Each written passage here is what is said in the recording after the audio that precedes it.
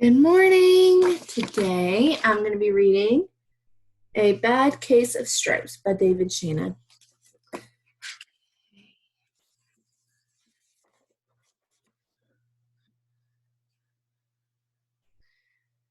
Camilla Cream loved lima beans, but she never ate them. All of her friends hated lima beans, and she wanted to fit in. Camilla was always worried about what other people thought of her. Today she was fretting even more than usual. It was the first day of school, and she couldn't decide what to wear. There were so many people to impress. She tried on 42 outfits, but none seemed quite right. She put on a pretty red dress and looked in the mirror. Then she screamed.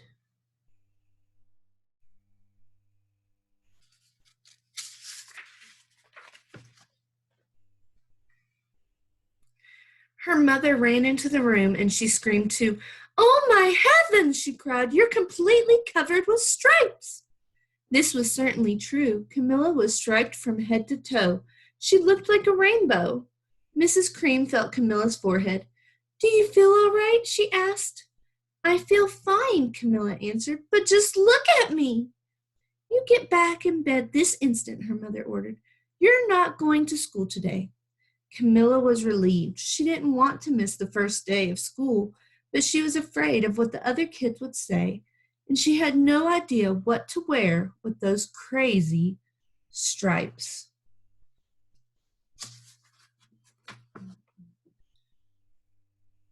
That afternoon, Dr. Bumble came to examine Camilla. "Most extraordinary," he exclaimed. "I've never seen anything like it. Are you having any coughing, sneezing, runny nose, aches, pains, chills, hot flashes, dizziness, drowsiness, shortness of breath, or uncontrollable twitching?" "No," Camilla told him. "I feel fine." "Well, then," Dr. Bumble said, turning to Mrs. Cream, "I don't see any reason why she shouldn't go to school tomorrow. Here's some ointment that should help clear up those stripes in a few days. If it doesn't, you know where to reach me." And off he went.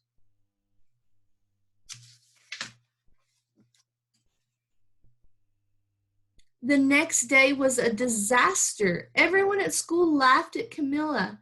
They called her Camilla Crayon and Night of the Living Lollipop. She tried her best to act as if everything were normal, but when the class said the Pledge of Allegiance, her stripes turned red, white, and blue, and she broke out in stars.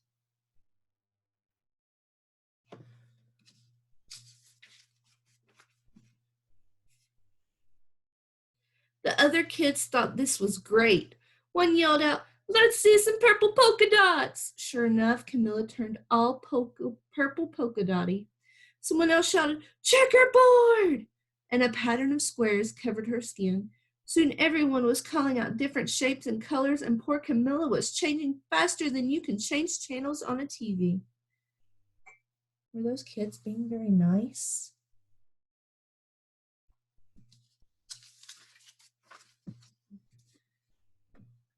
That night, Mr. Harms, the school principal, called. "I'm sorry, Mrs. Cream," he said. "I'm going to have to ask you to keep Camilla home from school. She's just too much of a distraction. And I've been getting calls from other parents. They're afraid those stripes may be contagious." Camilla was so embarrassed. She couldn't believe that 2 days ago everyone liked her. And now nobody wanted to be in the same room with her. Her father tried to make her feel better. "Is there anything I can get you, sweetheart?" he asked. "No, thank you," said Camilla. What she really wanted was a nice plate of lima beans, but she had been laughed at enough for one day.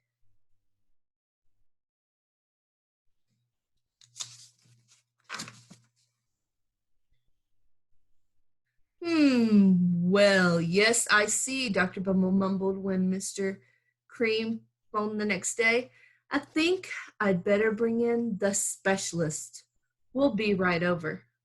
About an hour later, Dr. Bumble arrived with 4 people in long white coats. He introduced them to the Creams.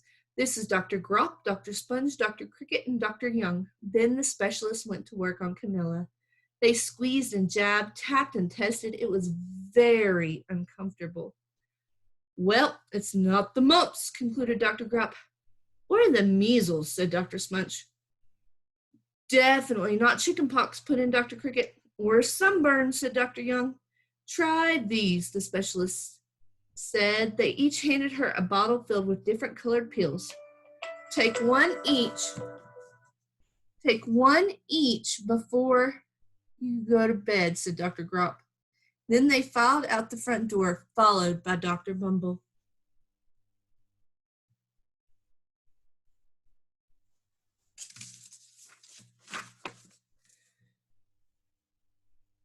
That night, Camilla took her medicine. It was awful. When she woke up the next morning, she did feel different. But when she got dressed, her clothes didn't fit right. She looked in the mirror, and there, staring straight back at her, was a giant, multicolored pill with her face on it.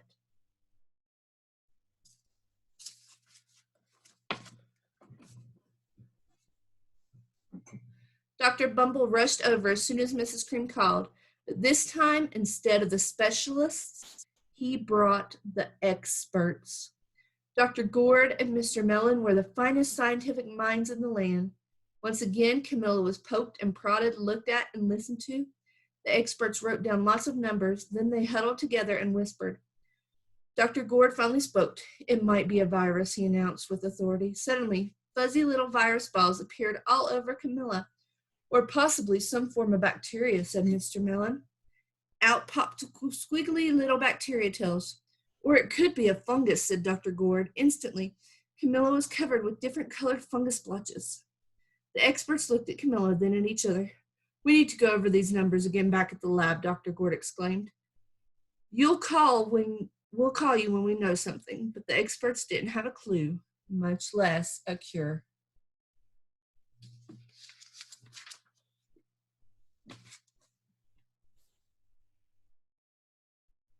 By now, the TV news had found out about Camilla. Reporters from every channel were outside her house telling the story of the bizarre case of the incredible changing kid. Soon, a crowd was camped out on the front lawn.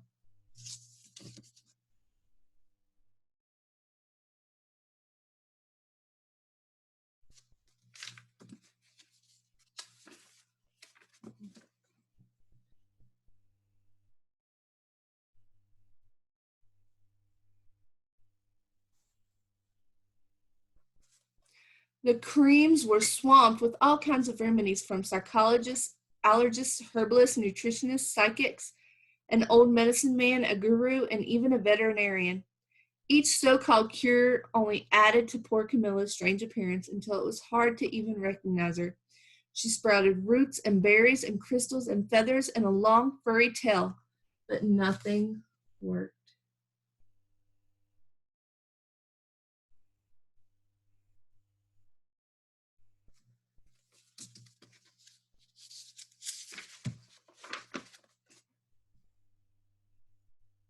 One day, a woman who called herself an environmental therapist claimed she could cure Camilla. Close your eyes, she said. Breathe deeply and become one with your room. I wish you hadn't said that, Camilla groaned. Slowly, she started to melt into the walls of her room. Her bed became her mouth, her nose was a dresser, and two paintings were her eyes. The therapist screamed and ran from the house. What are we going to do? Cried Mrs. Cream. It just keeps getting worse and worse. She began to sob.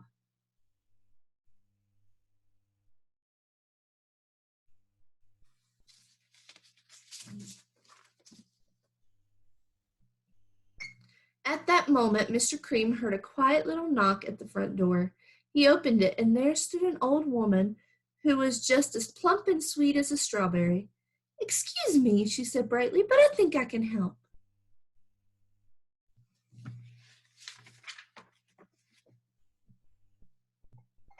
She went into Camilla's room and looked around. My goodness, she said with a shake of her head.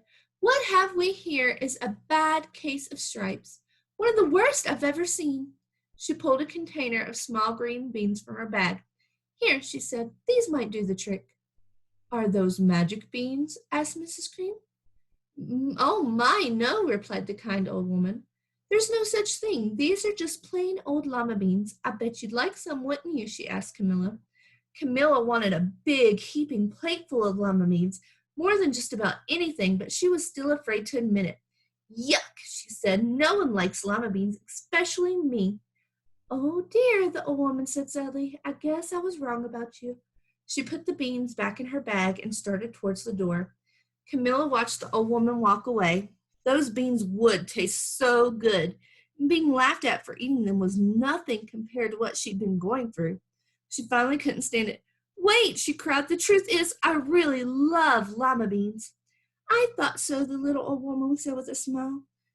She took a handful of beans and popped them into Camilla's mouth. Mmm, said Camilla.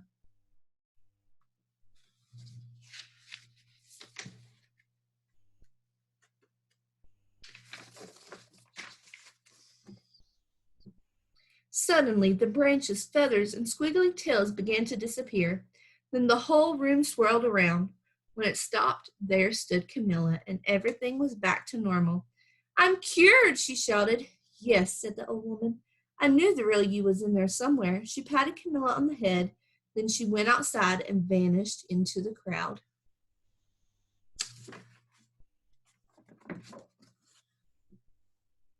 Afterwards, Camilla wasn't quite the same. Some of the kids at school said she was weird, but she didn't care a bit.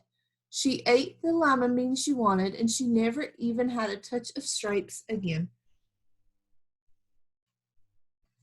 The end. Now, tell somebody at home what's something that you like that not a whole bunch of people like and put it in the comments for me, okay? Bye. Have a good day.